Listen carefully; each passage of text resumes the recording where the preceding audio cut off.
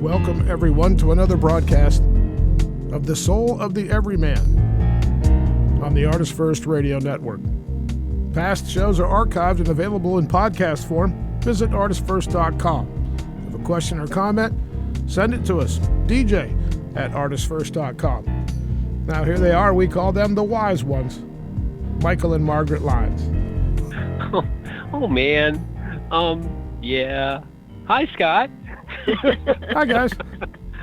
Hi. And we got to find another name. We can't be the wise ones. We're not that wise. Well, we'll work on that. We'll work on that. Let's call us like the... Anyway, thank you very much, Scott, and welcome everybody to the Soul of the Everyman. I am Michael Lyons. And I'm Margaret. And she's Margaret. And tonight, as with every night, we have a wonderful topic, but we have an announcement to make. You lucky people. This is our 150th show on the ArtistFirst Radio Network, and there will be prizes. Oh, okay. Prizes. I don't know if there's going to be prizes. You never know. Prizes could happen, so you better just listen carefully for the secret word or the doc or something like that. But anyway, yes, it's our 150th show, and in honor of our 150th show, we decided to talk about depression. No, we're not talking about depression. We're talking about rainbows. Yes. That's even better, right? Yes. And where do rainbows come from? Well, everyone knows they come out of unicorns' butts. Isn't that where they come from? No?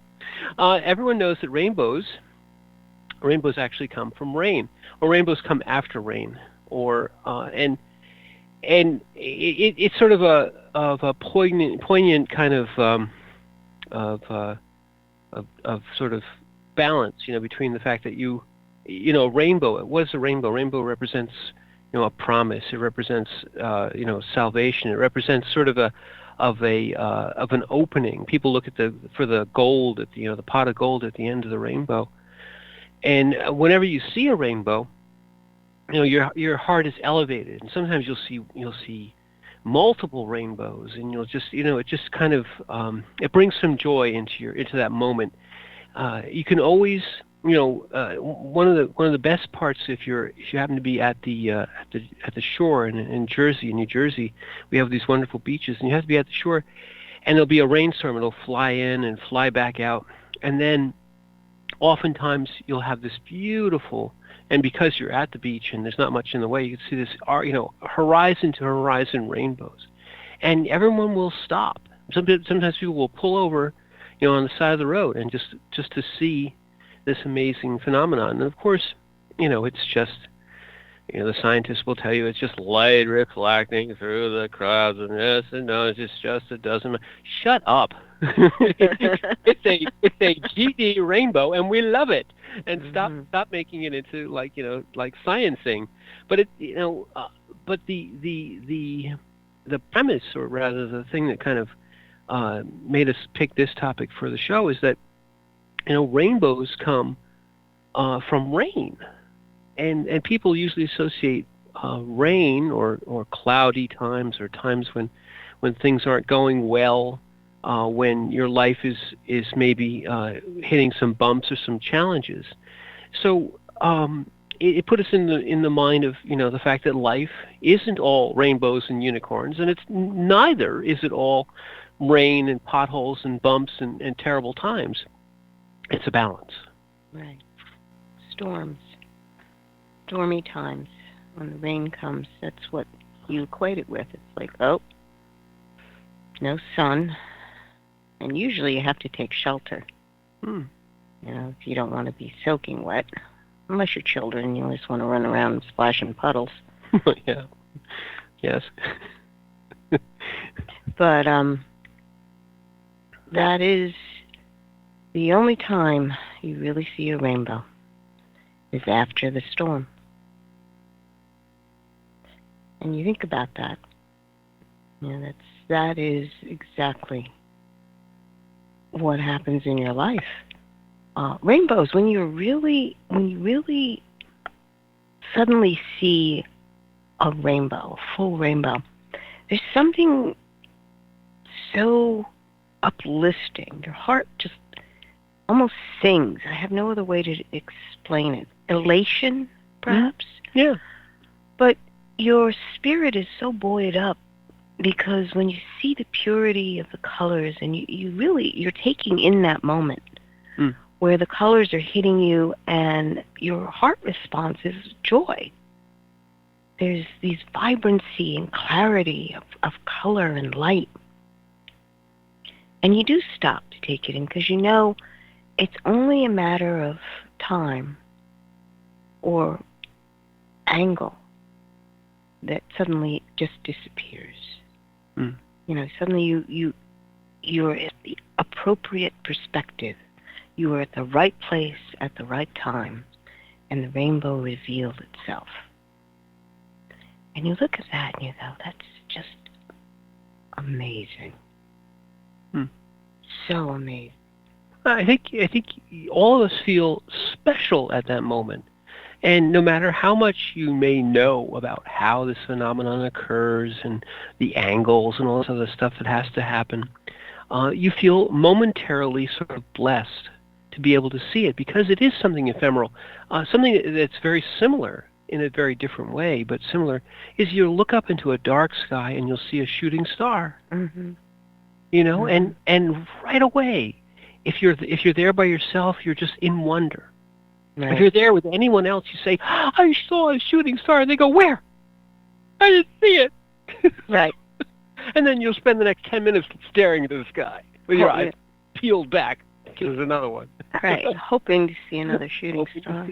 Hoping to see another one. But rainbows are ephemeral. The shooting stars are even more ephemeral, but they're a momentary phenomenon that seems to take your breath away. No matter how many times you've seen one, you will stop. And I believe, Margaret, it's an interesting thing because it puts you in the moment of wonder and it brings you to the present moment. You stop what you're doing. You put all your concerns aside and you just look at the rainbow. You know, and maybe it's only a second or maybe it's a few minutes. And you say, wow, and you look at everyone around, hey, and you point it out, and complete strangers will stop, and we'll all start talking about the rainbow or the shooting star or whatever it is that just brought us to this present moment. You know, it's a phenomenon that brings you to the now. Rain, on the other hand, makes you think like it's never going to end, and it's just dreary, and I feel down, and gosh, it's been raining all day, it's going to rain all week, it's cold. Rain is something which doesn't put you in the present moment. It actually puts you into any other moment. You're like, I could be doing this, or I should have been doing that, or I should have covered this thing up, or gosh, it's gonna rain for a week and ruin this and ruin that. It is not a moment of wonder. It's a moment of stress. Well, you're prepping for it because rain will do something. Rain water always finds the lowest level, so any place that will hold water becomes a concern. And water in general, when it flows, we're happy. But if it's stagnant, that's when you become very unhappy. And when you think of a rainbow, you have to realize that the atmosphere around you has enough water droplets in it to be able to diffract the light and break it up to give you those bandings. Well, multiple bandings. Sometimes, yeah. So you realize that if the atmosphere around you suddenly decreases in water, and a change of the sun, the angle of the sun, it disappears. It just disappears. So how ephemeral that is. You have to enjoy it while it's there. You do. And when you were mentioning about the shooting star, I remember when the comet, Hayakutake was blazing across the sky. And the amazing thing about it was the tail of it. The tail of it, it had a double tail. Mm-hmm. One was straight and the other one was spiraling around it. It was like wild. And its orbit around our sun is 20,000 years. So you think that's really amazing. But that was in the sky for a longer period of time. Weeks, yeah. Mm-hmm. But still, it still had that kind of, because it's something that was going to occur once in an epoch, not just once in your lifetime, but once nearly in the whole, civilization being about 30,000 years old. The last time this came by, people were living in thatched huts, maybe, or not even. Maybe they didn't even have shelter 20,000 years ago. The wonder of seeing this thing. In that case, it was an object which was from far out in the outer reaches of our solar system, kind of transfixed you. Mm-hmm. But I think not that this isn't a good thing. It's but the wonder of these moments, these ephemeral moments, whatever they are, the rainbow being one of them, is balanced against sometimes hard times, sometimes difficulties in your life. The quote that we put up on the website, I'm not sure if it's there or not, but it will be, was an interesting one because it was from somebody everybody knows, Dolly Parton, who is a country singer, really one of the the greats, the matriarchs, if you will. But the quote says, the way I see it, if you want the rainbow, you've got to put up with the rain. And that sentiment, the wonder of the rainbow, the ephemeral moment of the rainbow, is a good analogy for the fact that at the moment that something in your life, whatever is going on in your life, if currently everything's great, enjoy it. Don't say, well, in the next moment it's all going to go bad. Oh, well, it's great now, but this is going to happen, that going to happen, it's not going to last, blah, blah, blah. Be present in the moment. And at the moment when everything seems to not be great, to be going, like the clouds are rolling in, the sky's raining down. About to open up. It looks like all is lost.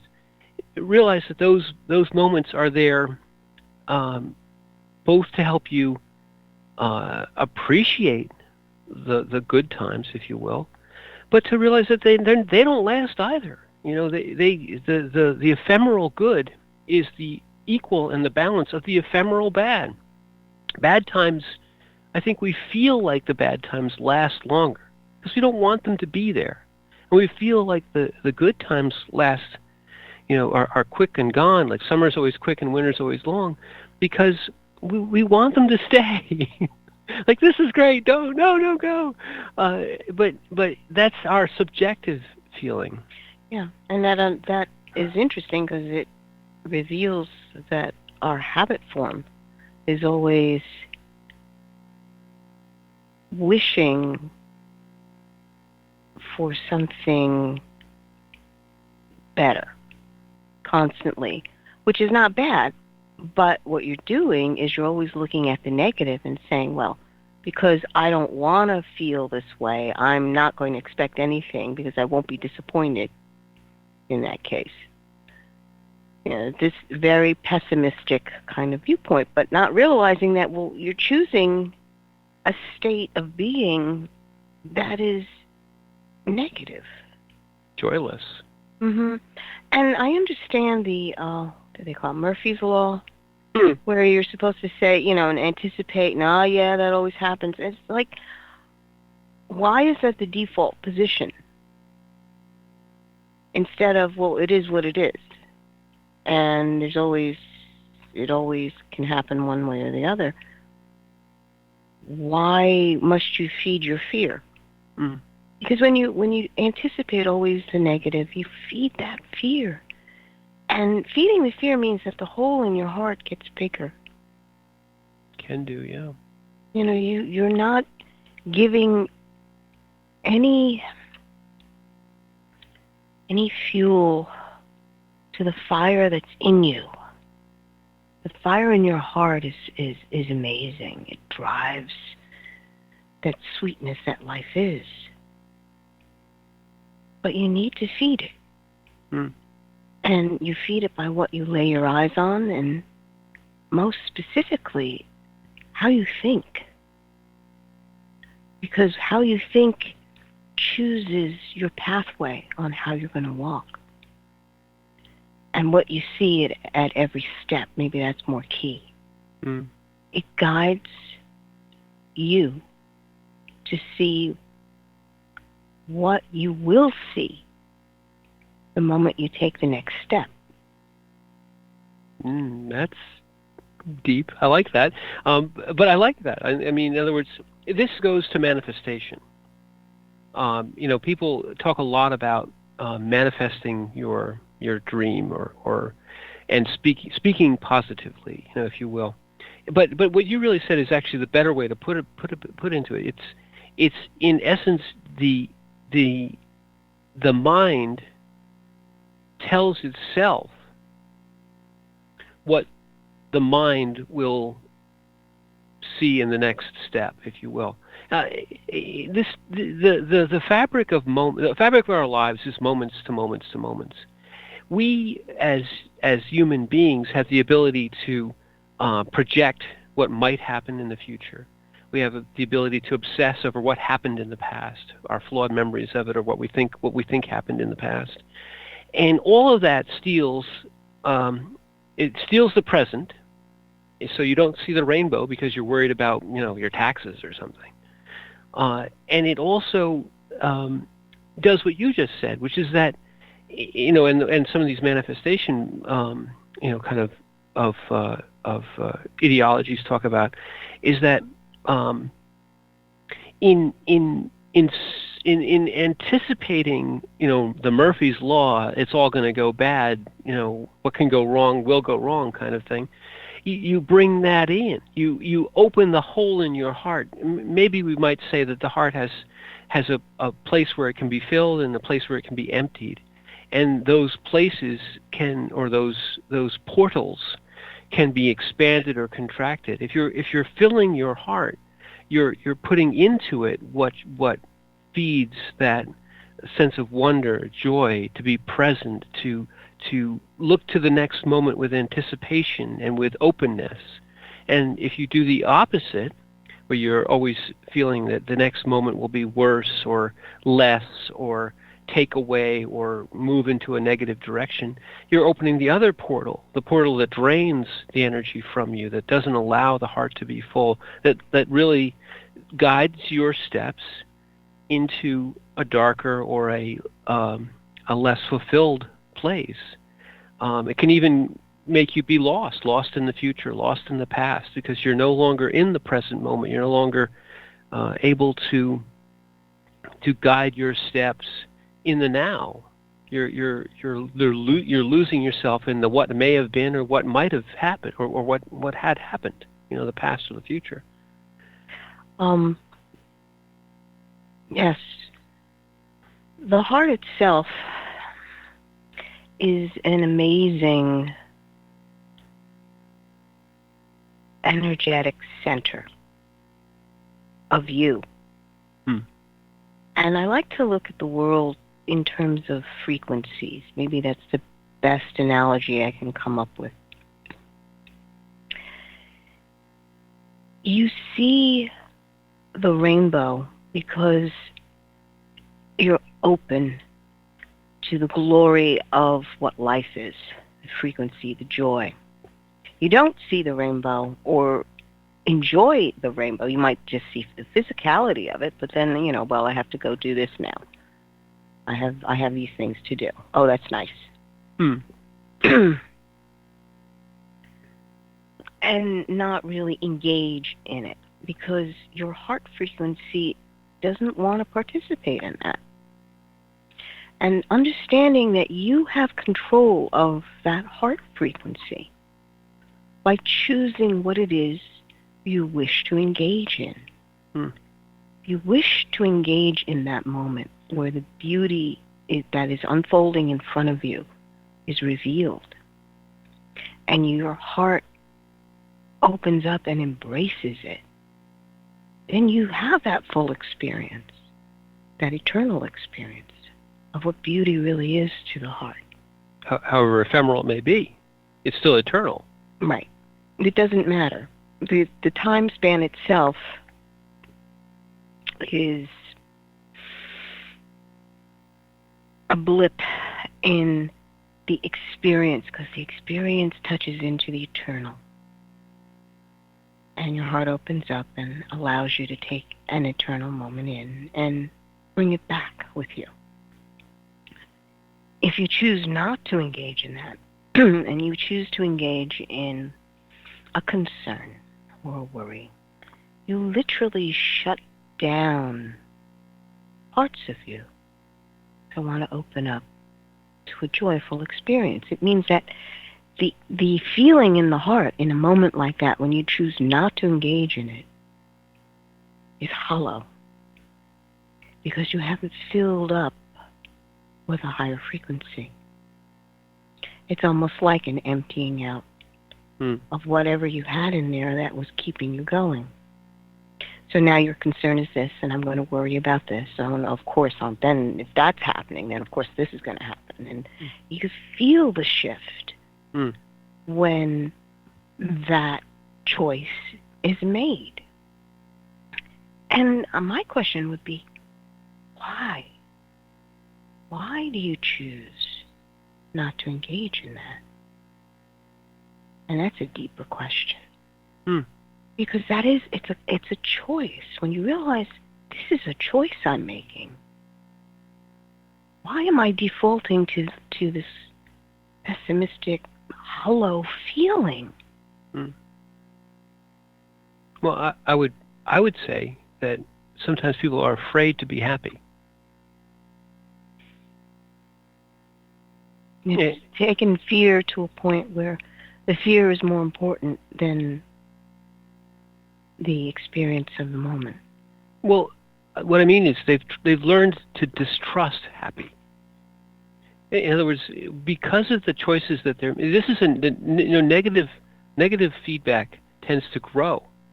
So does positive feedback, but negative feedback can grow. In other words, if you are always anticipating and living in the future or the past, and disconnecting with joy, you become afraid to be happy. You're like, oh, I'm just a fool. Happiness is a rainbow lasts for a moment, and then I've still got all these concerns and everything I have to do. Why even take the chance to be happy? Happiness and being in the moment is a leap of faith. You no longer say to yourself, well, I better figure out what I'm going to do next. I better think about all the things that happened yesterday. You in the moment in living in the absolute moment, in the actual moment, taking a joy, you're making yourself vulnerable. You're saying, I'm not going to worry about the next moment. And you're saying, I'm not going to care about what happened yesterday. And people say, well, what a fool you are. Or your own mind, your plankton in the planktonmobile says, oh, we must worry about the taxes. And the heart doesn't care about those things. The heart, given the choice, will live in the moment. And the courage to be happy, instead of being afraid to be happy. I think that it does play into people's sort of, well, bah humbug, I'm not going to enjoy a rainbow because they only last for a second, Yeah, but there's a deeper reason than that. Deeper, because you won't receive it. And when you don't receive this gift of life, what is the block? Most people say, oh, yes, it's a gift, I'll take it. But when you realize that life is offering you this joyous gift moment to moment, but you've rejected it. No. This is only ephemeral. No. Why are you saying no? And I think it has a lot to do with who you think you are. Exactly. Who you think you are, Mm-hmm. which is the plankton in the planktonmobile. And it's also about, like you say, it's not on my terms. I want joy, but only on my terms, if you know what I mean.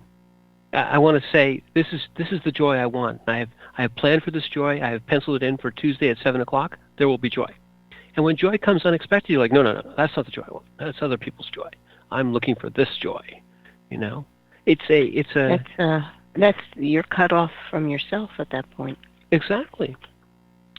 You're cut off from yourself. And what you said, it's who you think you are rather than who you are. Being choosing to be in the moment is also choosing to be who you are. It's opening your heart to your bliss, not to what you think you are, what you think you should do, or what people have told you should do. You have to accept you. You have to be unapologetic about who you are at your core. And it's not a mental thing. And in order to do that, you've got to receive yourself as you are, which I think is the core of the issue. Yes. Receiving yourself as you are. And knowing that that's exactly who you have to be. Mm-hmm. This time around. Go ahead. No, because people have imposed, everything around you will impose these strictures, how you're supposed to be. If you're good, then you do this and you do that. And if you're bad, you do this and you don't do that. Mm-hmm. Yes. Okay? But who you are is not attached to what people say you are or how they judge you. People want to have that power. I'll say that. The people absolutely want to have that power to be able to control other people's lives. Yeah, and unfortunately, we give away that power all too often. True.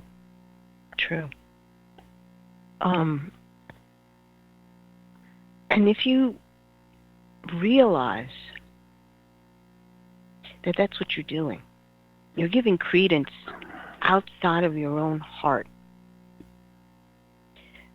that should be a flag, a red flag for you to stop and take a look at this. Why am I believing what this other person is saying more than what my internal is saying? Because your journey is your own. You've got to come to it on your own. And that's where your relationships come in. Because people do love you. And when you understand that their motivation may be pure love, but their understanding may be faulty, you've got to observe. Maybe that's the best way to put it, because you're still learning. To make room for the fact that you are learning. Exactly, and part of that learning, part of what we've been talking about is, in essence, understanding that the things which are around you, both the joyful things and the things which are less more challenging in your life, are still not you. Right. When you say observe, what it really is that you have to. People unfortunately identify themselves with their environment and what they are. What people tell them who they are and what they think they should be doing. All that's not you. Maybe the first thing that people that the first lesson in understanding the way that the heart has to be interacting with the world is to realize that there is you, and then there's everything else which is not you, which is trying to tell you who you are. And for a moment, let's on that thought, let's take a break. Think about unicorns, rainbows, puppies, and we'll be back after the break, and we'll talk more about rainbows.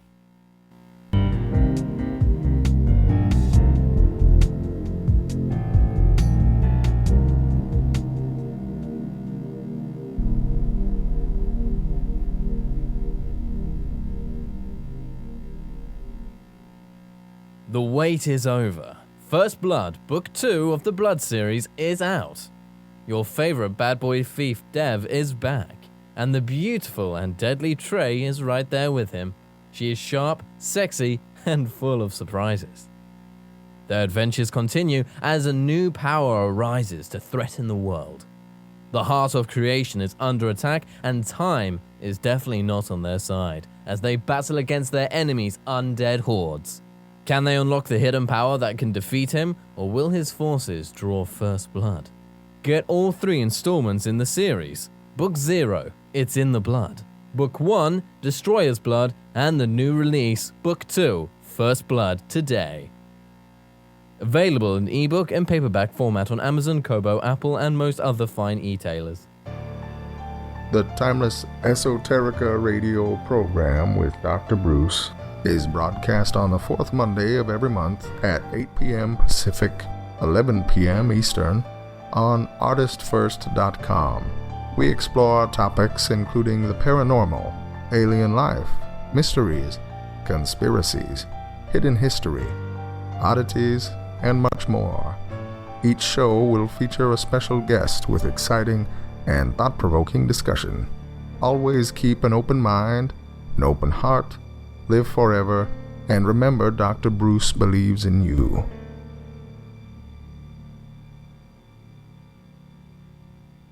Rick Riordan fans, love mythology with plenty of action and humor? Destroyer's Blood is for you. The new fantasy novel by award-winning author Michael Lynes is Book 1 of the Adventures of Dev Kalian, the Blood series. Follow Dev and his magic sword Betrayer as they are suddenly attacked and forced to return to Olympus to fight in a war they want no part in. The world of men and gods is about to be destroyed by Zeus's ancient foe, and only Dev and Trey can stop him. The conflict never stops, and the amazing twist will have you on the edge of your seat. Act now while the ebook is on sale for only 99 cents. Destroyer's Blood is available on Amazon.com, Barnes & Noble, iTunes, Kobo, and fine e-tailers everywhere. And while you're there, get the free prequel, It's in the Blood, available for a limited time. The Fat Man Gets Out of Bed is the latest book from Michael Lynes, the award-winning author of There is a Reaper.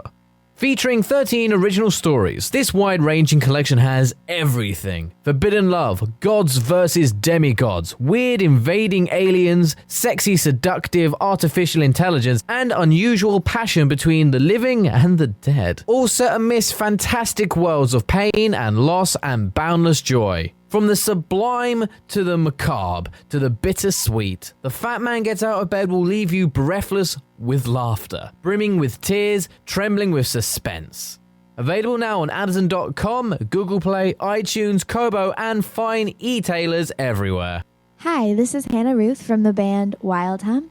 Check out our new Americana Soul CD, Wild Hum, at our website, wildhum.music.com. And you are listening to the Artist First Radio Network. Thank you.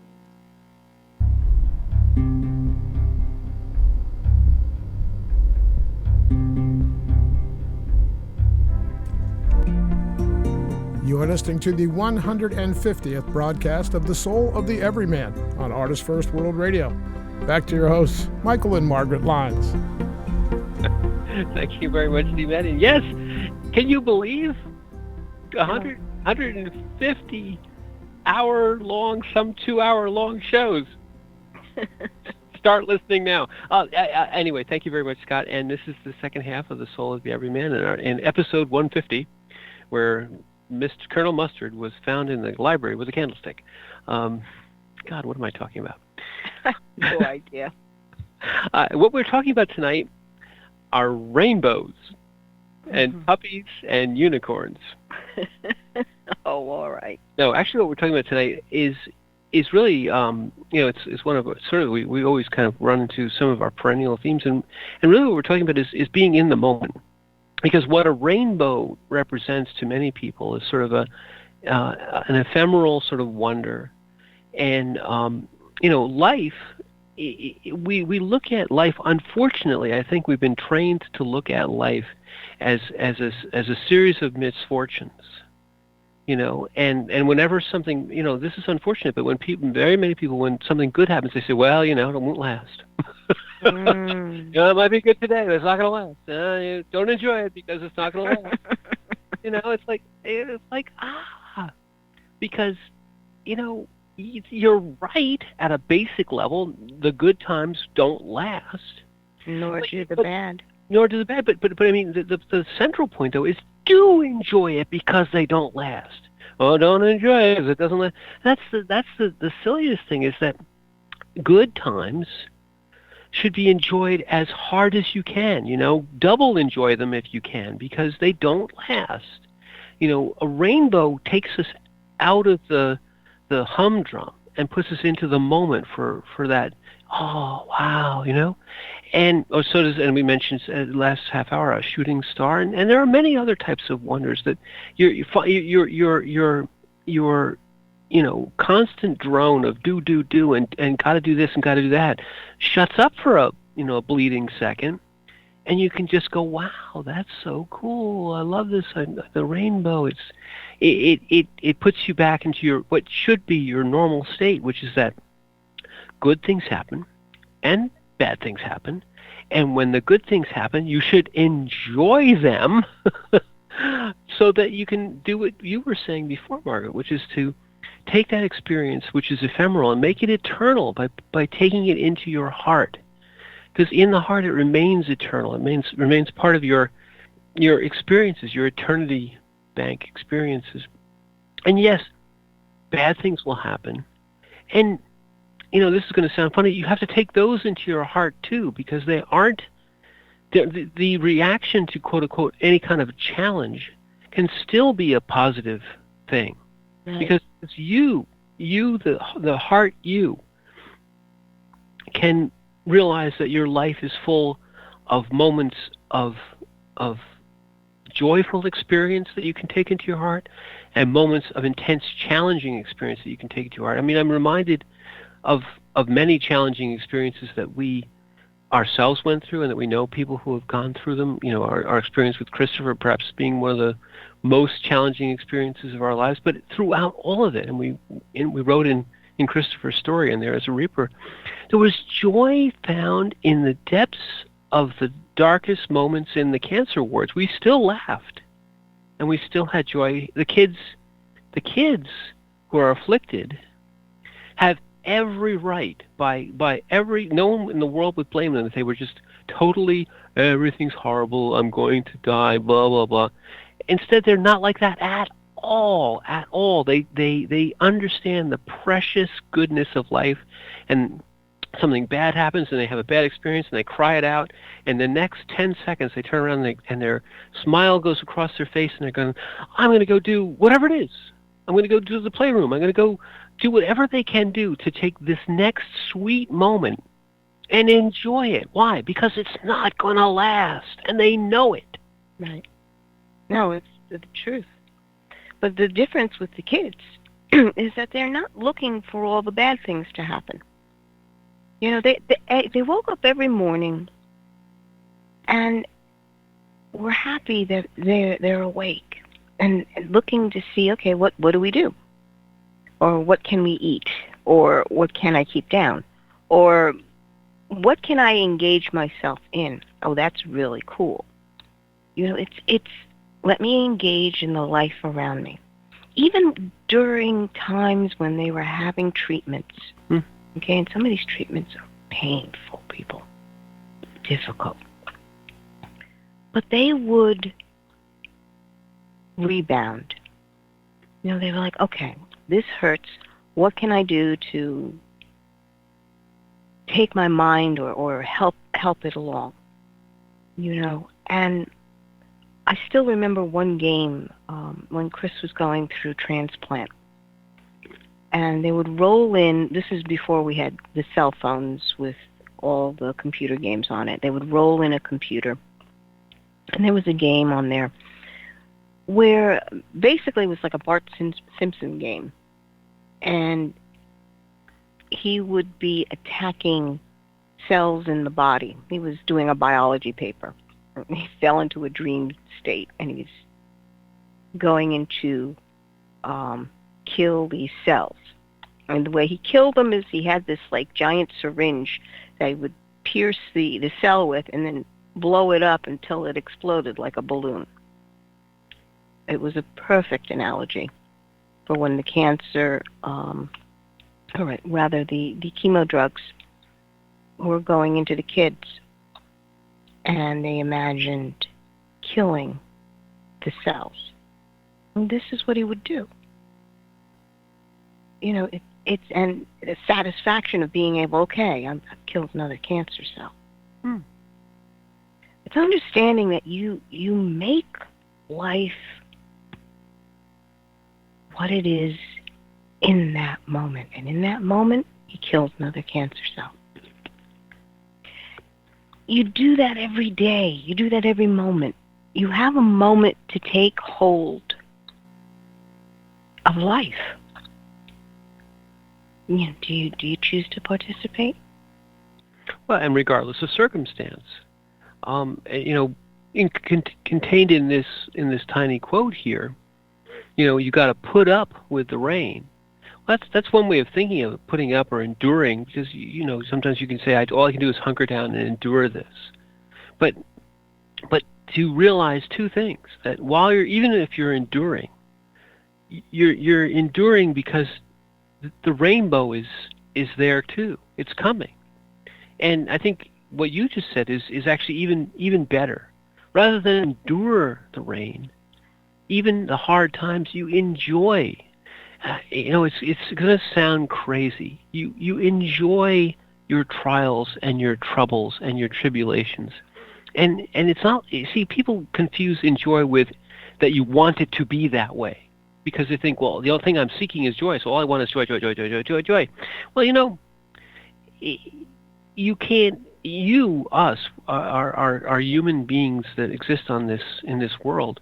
We can't actually order up what we want. We can't go into the joy box and order up a box of joy to go, you know, or we'd never do anything but. You, as was once famously said, life is a box of chocolates. You know, you don't know what you're going to get. But you might as well enjoy each one of them, you know. You're going to wake up in the morning, then sometimes you'll wake up in the morning and you'll be in a cancer ward. Or you'll wake up in the morning and you'll be in, you know, Maui at sunrise.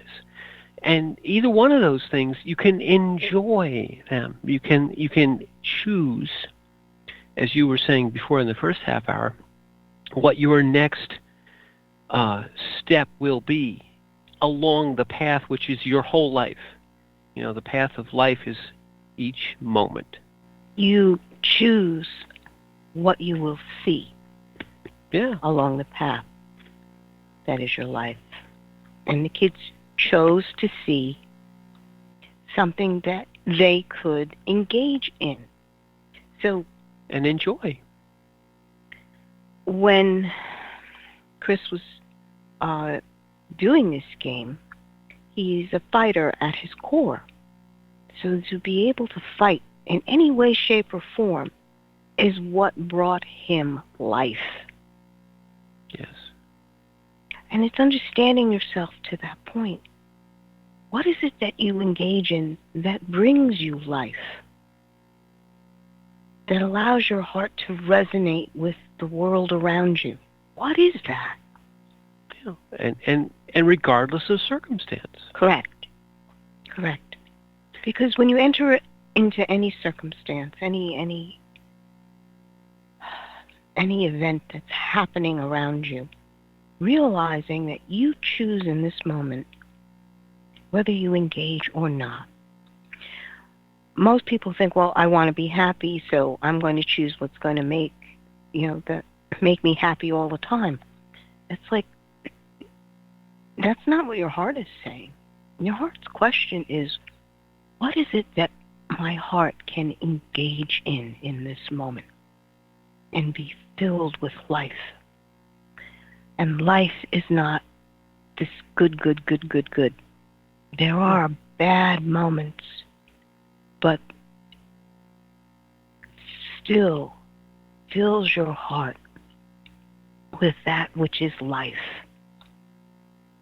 Are you willing to embrace that? Because it takes courage to embrace that which may not be good. Well, and as we've said many times in the past, this whole idea of good, good, good, or I like this, I don't like this, is a sort of a construct. It's the mental way of approaching things. The heart doesn't do that.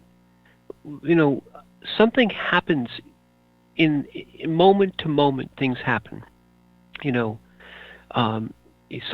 Someone we know very well had a tremendous challenge come into their life very suddenly, very recently. Actually, a couple of people that we know very recently.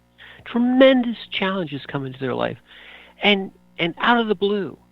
I mean, really, one moment to the next, everything's fine, everything's great. Boom, gigantic challenge. And sometimes it's that stark. We've had that too. And sometimes it's just, an ordinary sort of, it's the analogy would be sometimes it's a little rain shower, sometimes it's an Armageddon storm from God knows where that's going to wipe out everything that you know, or looks like it's going to wipe out everything you know. You don't know what that next thing is going to be. It might be a rainbow. It might be a big storm. But you, the thing that is you, is not, well, in this analogy, it's not the weather. You, in your heart, are living in everything else. The everything else has moods, swings, weathers, changes. Stuff happens. But you can enjoy each piece of that at the level of living.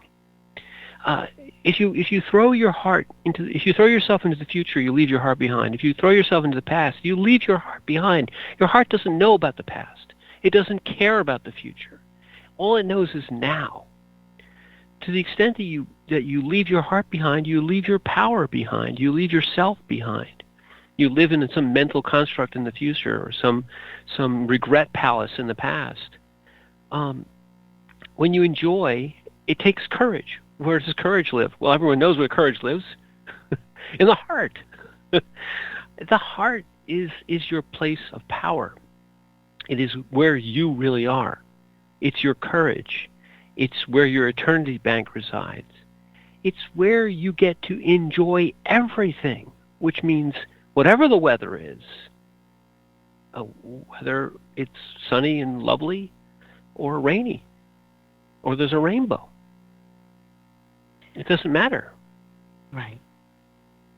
If you dwell in the past, you dissociate yourself from your heart. Yeah. And if you worry about the future, you also dissociate yourself from your heart connection.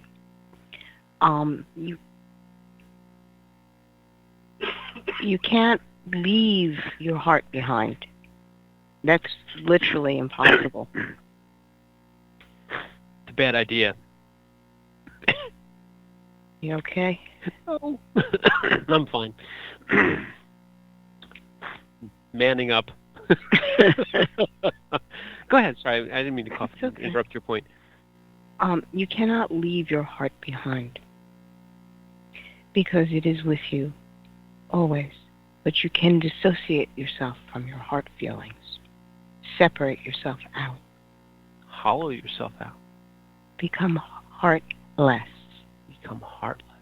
That's what it means to be heartless. Not that you're throwing your heart away, but you've dissociated yourself with your connection that brings you life. And it is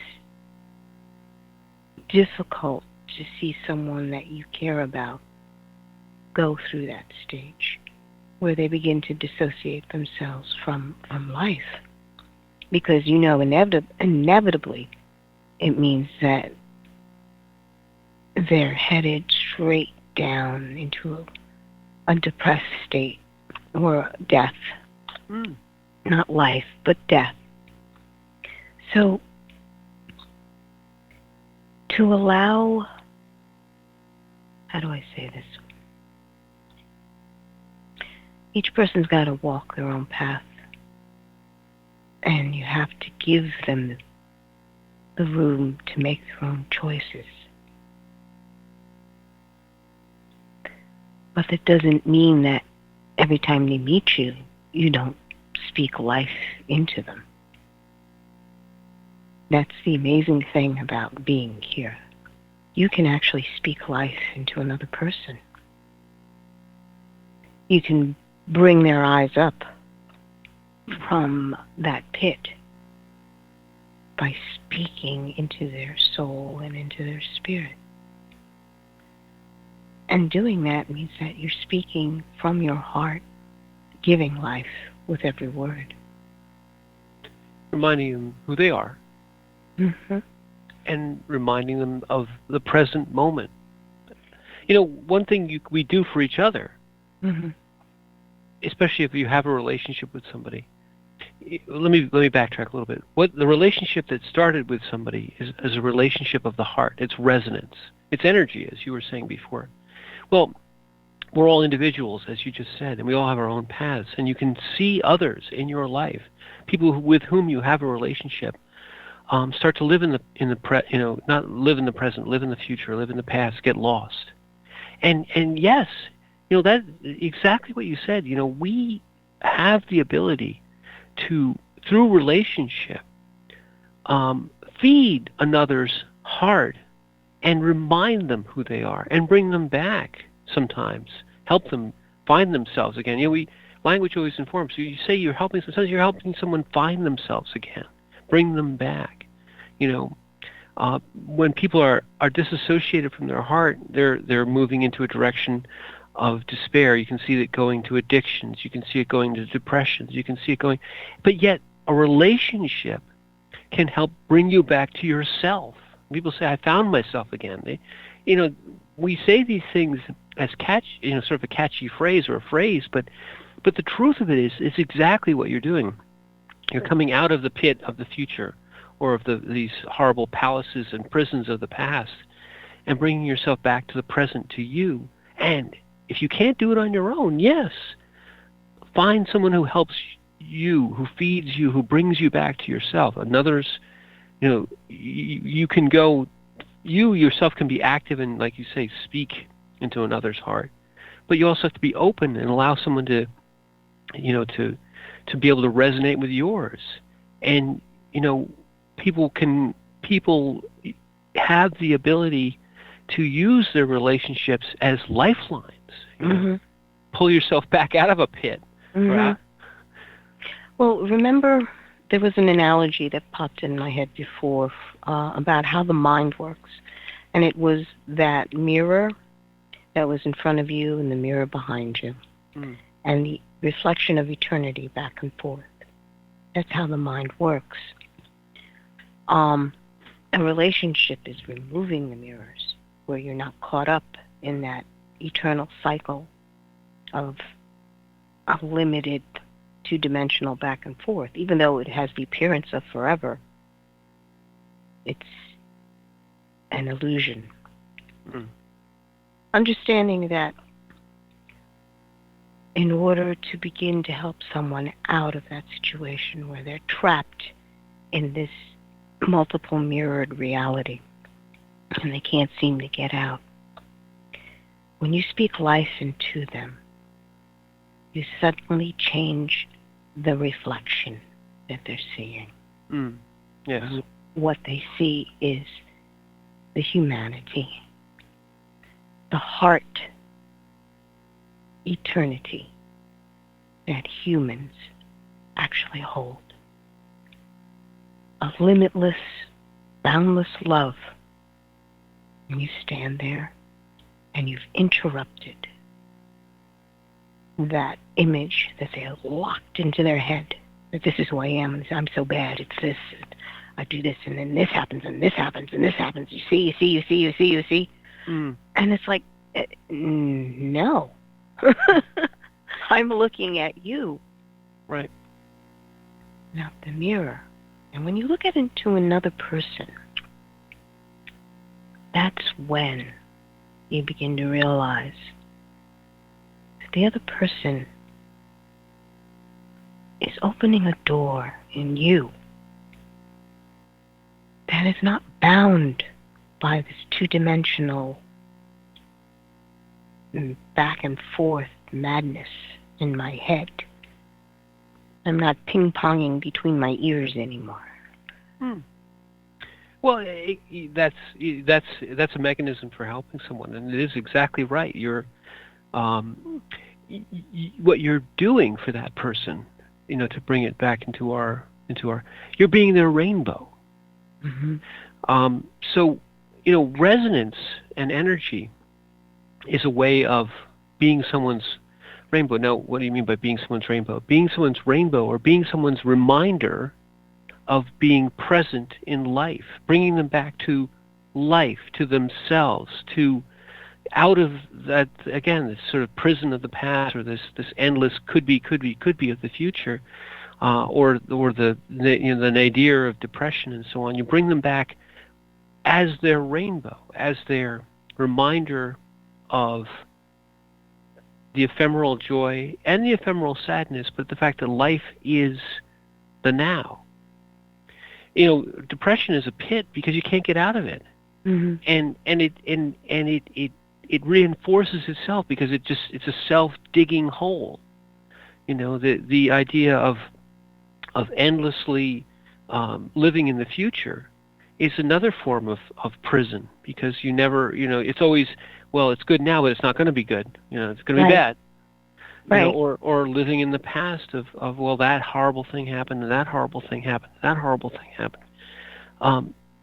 Being someone's rainbow is to knock all that away and bring them back to the, wow, life is there to enjoy. It's not going to last, but enjoy it. Right. Life is here to be lived, because none of it's going to last.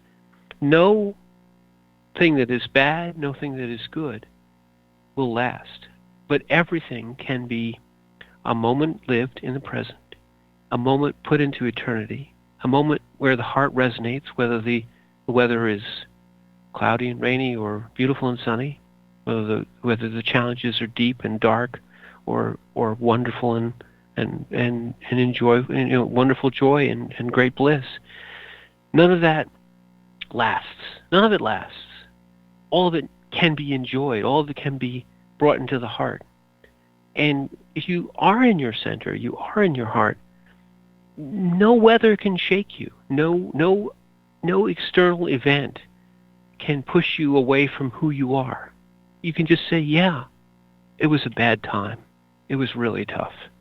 Yeah, it was a great time. We felt the joy of completeness and wholeness. We put it into our hearts.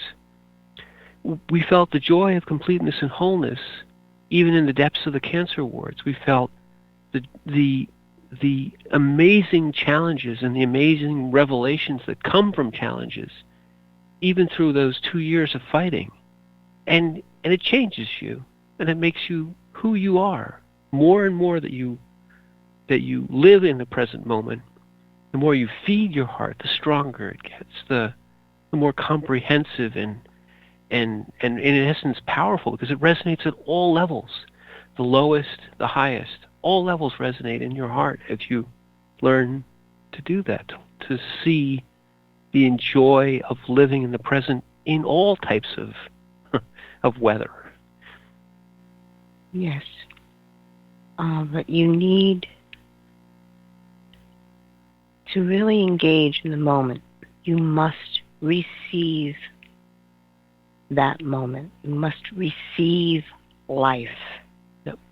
And the only thing I know of that will prevent you from receiving life is whether or not you receive all of you.